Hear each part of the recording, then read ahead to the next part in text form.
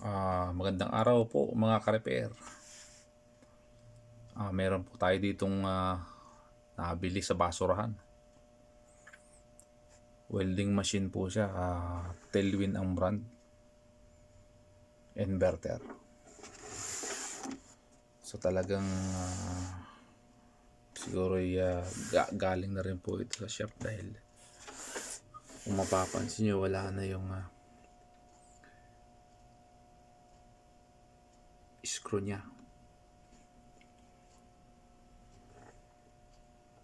So, kaya siguro hindi niya nagawa, ginamp na lang. Tsaka yung pagkabalik niya, kung mapapansin niyo mga karap, ayan, yung hindi na naibalik sa tama nung gumawa.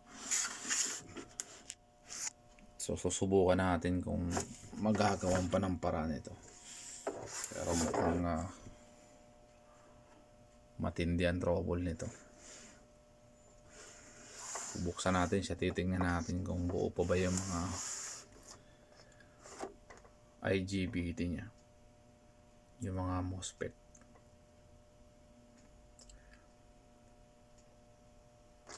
Sayang, sana magawa.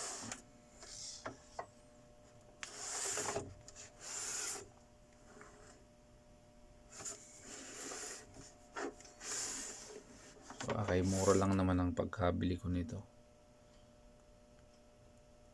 Kung piyesahan mo rin, panalo pa rin sa murang pagkabili. Capacitor lang ito, baka kapresyo na nung yung pinakang yung filter capacitor niya, mahal din kasi yun. Halos ganun lang ang presyo ng pagkabili ko nito. So susubukan natin kung mare-repair pa. Dual pala to, pwede siyang stick. pwede rin sa tig. Wala na rin yung switch niya rito.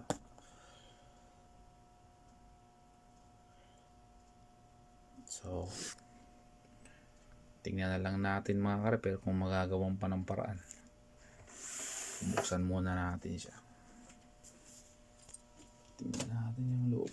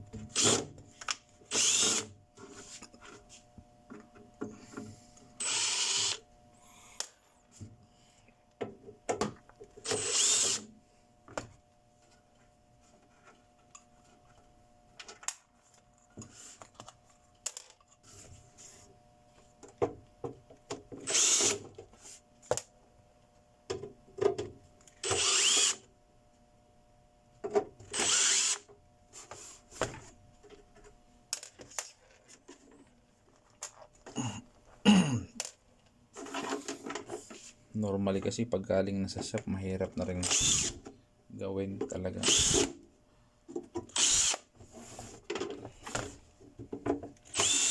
Pero branded tong welding machine na to. Kung magagawa ng paraan to, maganda ito. Dahil made in Italy siya.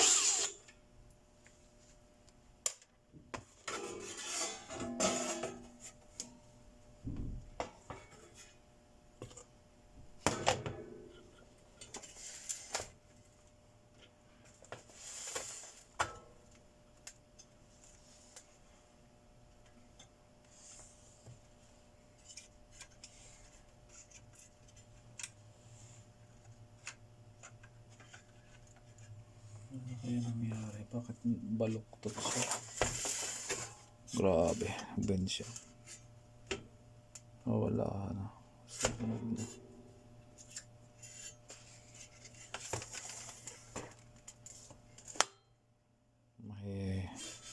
May mga indication na siya ng sunog mga kare, pero kaya malamang ito sira na rin ang MOSFET nito.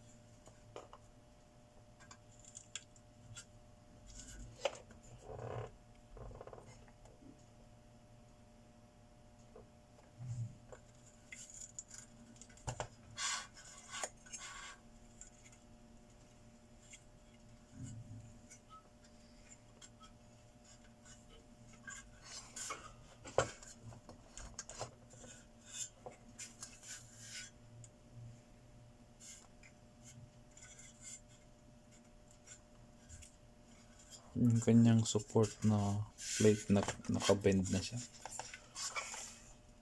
Kapansin nyo paano nakabend siya.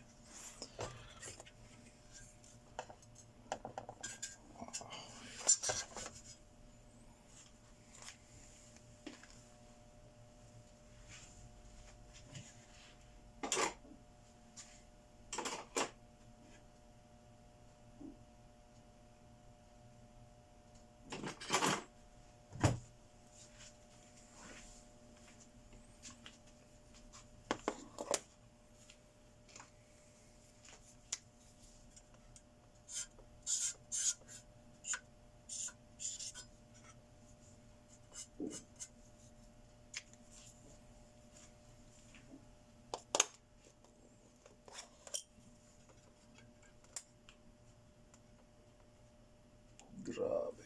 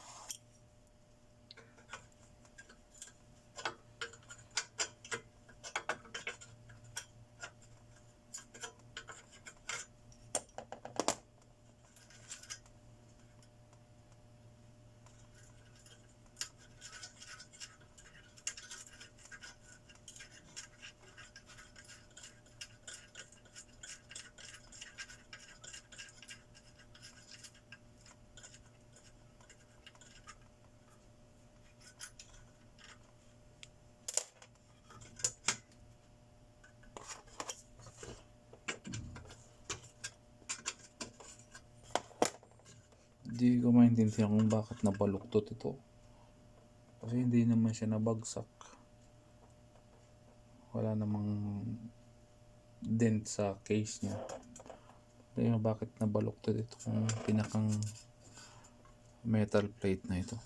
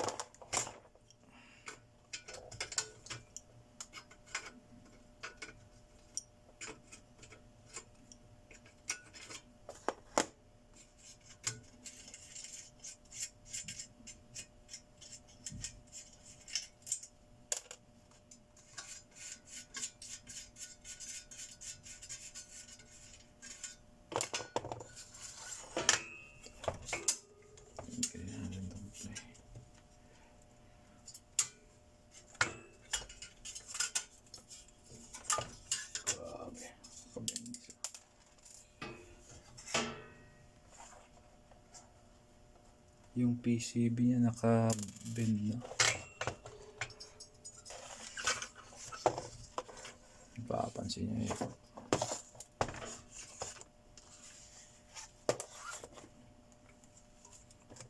Bend na siya. Papansin niyo. Ayan. Naka-curve na siyang pa ganun.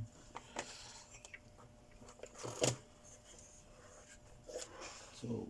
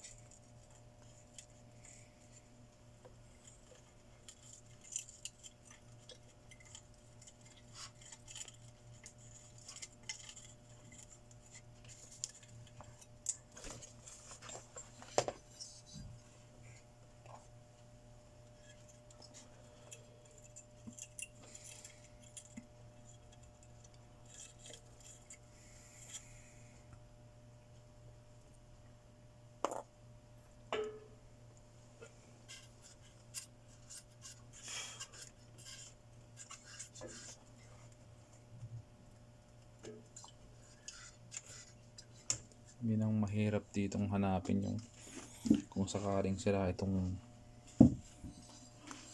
MOSFET niya.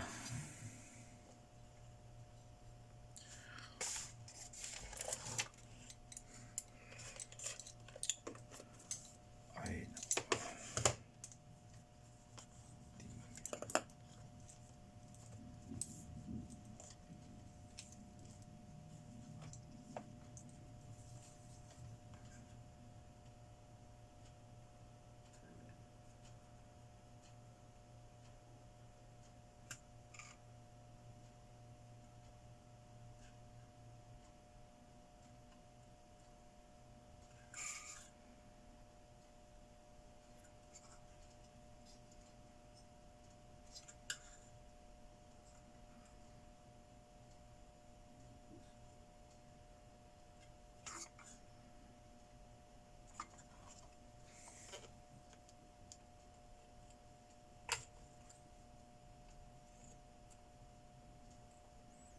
Check tayo ng bridge rectifier.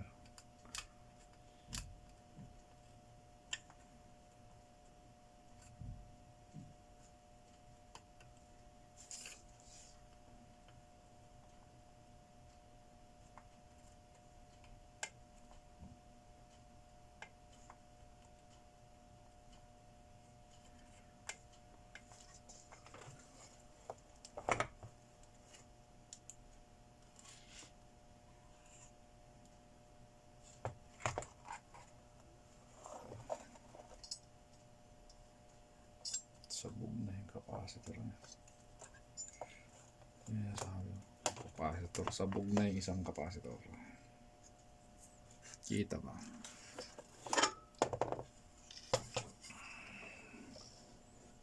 Okay siya yan. Yan. Sumabog na siya.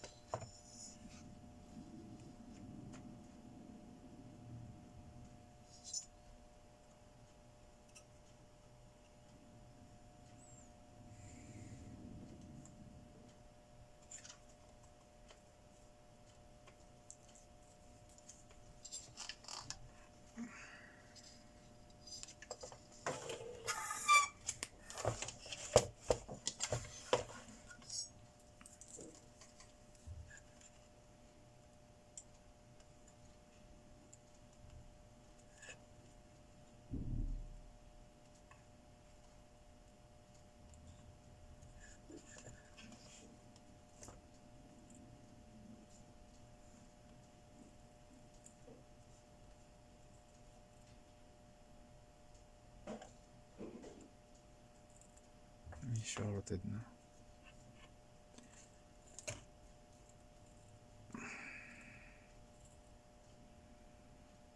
Buo pa tong isa.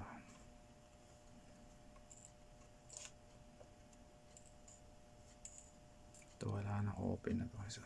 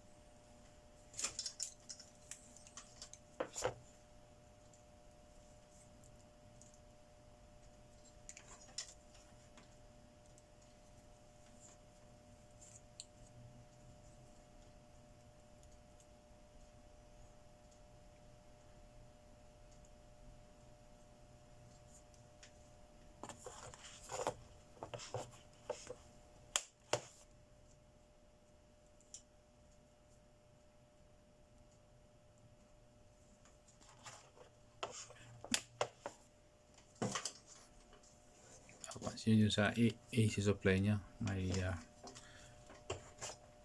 magkakaroon ka siya ng indication na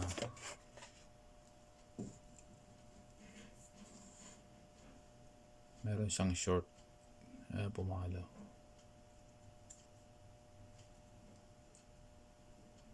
Pansin niyo pumalo.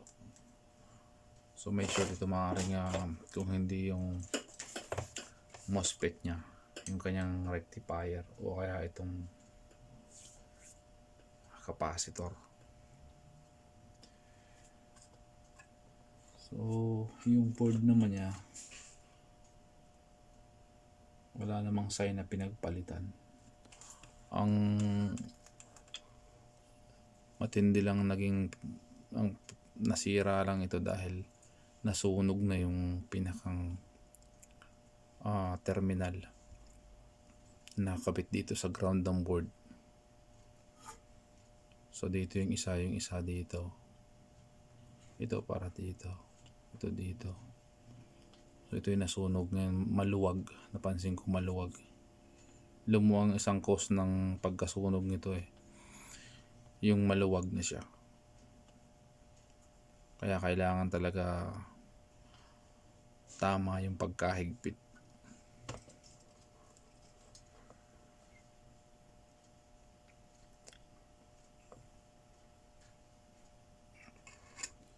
So yun lang naman sa ngayon na nakita kong sira. Merong hindi natin pwedeng i-plug ito dahil dito pa lang sa pinakang power cord niya, shorted na siya. So pagka iplinag natin to, sabog to siguro, may sasabog. Kaya hanapin muna natin yung short na yun kung nasaan. Testingin natin yung kanyang bridge rectifier, yung kanyang MOSFET, yung kanyang mga diode. So kailangan wala yun yung pag nag-testing tayo ng ganito. Testingin muna bago natin isaksak yung dalawang wire na to, itong saksakan sa kuryente, yung AC side niya. Kailangan wala siyang palo, wala siyang deflection, dahil kung meron siyang ayan, kapasin nyo, ayan, yan, puputukin lang niya yung, baka manira pa. Kaya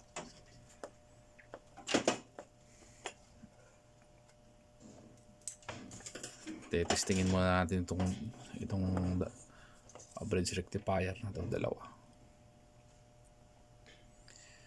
At dyan muna mga ka-repair, at sa sunod na video papakita ko sa inyo paano testingin ito. At sana dito lang ang sira sa bridge rectifier para hindi tayo mahirapang bumili sa, available naman ito sa market, walang problema dito sa bridge rectifier. Ang problema yung pagsira yung MOSFET nito, yun ang problema. So dyan muna po kayo, at sa susunod na video tignan natin kung magagawa natin ng paraan.